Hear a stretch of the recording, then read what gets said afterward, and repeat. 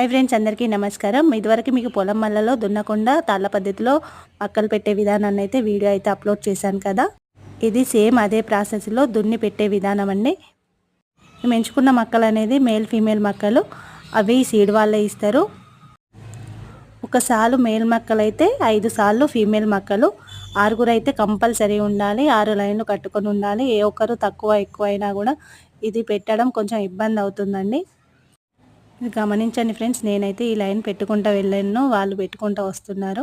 నేను ముందుగా వెళ్ళైతే వీడియో తీస్తున్నాను. ఈ పిన్ వచ్చేసి మేల్ మక్కలు పెడుతుంది, మిగతా 5 సార్లు అనేవి ఫీమేల్ మక్కలు. చేనంతా ఇలాగే పెట్టడం ఉంటుంది. ఇది దున్నిన తర్వాత వర్షం అయితే పడింది మాకు, అందుకే దున్నకుండా పెట్టినట్టు అవుతుంది. ఫుల్ నడుమైతే నొస్తుంది.